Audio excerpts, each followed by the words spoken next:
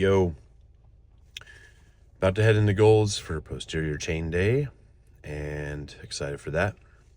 I was thinking about just coaching and the value of a good coach.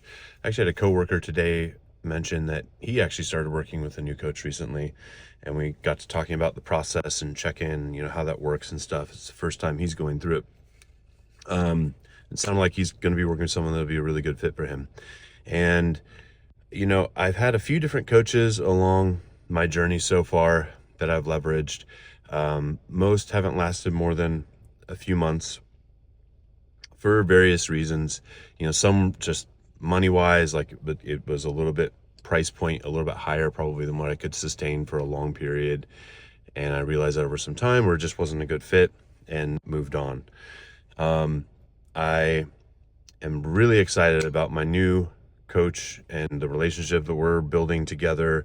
Someone I've known for a couple of years just online, and we've stayed in contact, and he's been on kind of his own journey. He's like some years ahead of me, but I think we have a really strong level of trust and mutual respect, and that plays such a huge role in how successful the whole thing is going to go.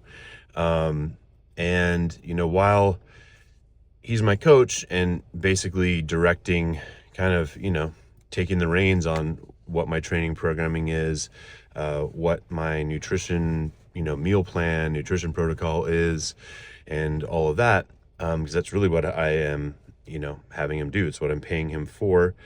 But it is a little bit collaborative, a little bit more collaborative than prior experiences. Like, I have a little bit more leeway to give my feedback and bounce ideas off of him, and we have this really good relationship with that, and say, hey, I'm trying to work around this particular kind of shoulder thing I have going on. Can I swap these movements out? We're sending lots of form videos. We're constantly communicating on WhatsApp, mostly by voice memo. So a lot of voice memos sent back and forth. I'm sending him a lot of training form content and video, as well as posting it online. I mean, a lot of that is the same content actually I'm recording for him. But, we just have this really good, honest relationship, and it's been super refreshing so far.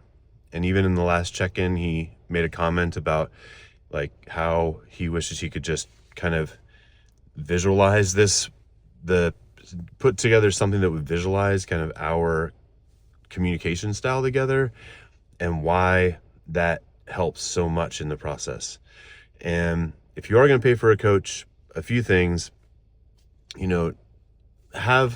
find someone who aligns with you in principle in terms of what your goal is and what you're trying to achieve, and find someone who you have a solid kind of trust and mutual respect with.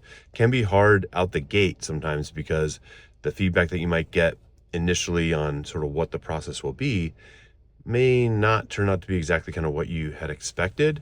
But setting those expectations up front, ask a lot of questions. Don't ever be afraid to ask a lot of questions, and find a coach where you have fairly open communication lines. Sometimes, depending on the price point, depending on the kind of level of attention you're getting, it may be difficult to be in constant kind of contact, and that shouldn't necessarily always be, a necessary thing. However, having a little bit more open communication line, especially early on in the process getting going with them, I think is really valuable. Even with my current coach, we're talking very frequently, but I would imagine over time that likely would kind of dip off into a little bit more of a rhythm as we get going, but we're still feeling things out. We're trying to adjust nutrition and food to kind of match, what my goal is. Create a new program, but I'm playing around with equipment and movement selection to see what hits best, and sending a lot of form videos and kind of comparing and getting some notes from him on, what to do. But is the other thing I'd say is make sure you are absolutely honest with your coach at all times. Don't lie. It's not going to benefit anybody. Don't lie about, your weight. Don't lie about adhering to the diet. Don't lie about, the weights you're lifting. It's not about that. if you're working toward a specific goal, whatever that might be, and maybe it's for you, it's not weightlifting, maybe it's like a running related goal, you're training for a marathon or something. But, be open and honest and give them as much data and input as possible. I think that's why we're really successful so far already. Madison and I is like, I'm giving him just so many threads of data, maybe too much at times. He has a lot to work off to get an entire picture, especially when you're working with a coach that is online.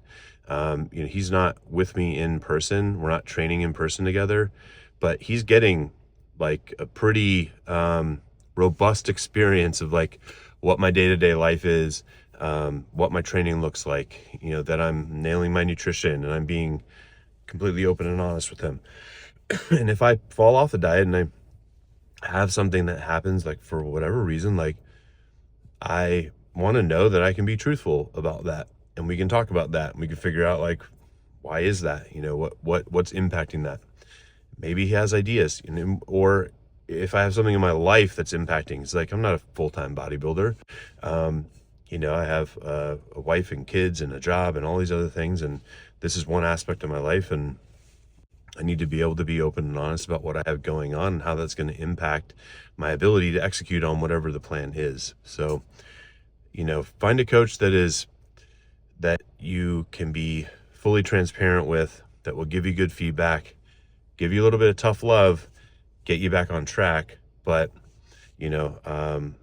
is there to support you toward your goal in the end. And that's the end of my rant. Find you a good coach if you think you need one. I do some coaching. Reach out to me.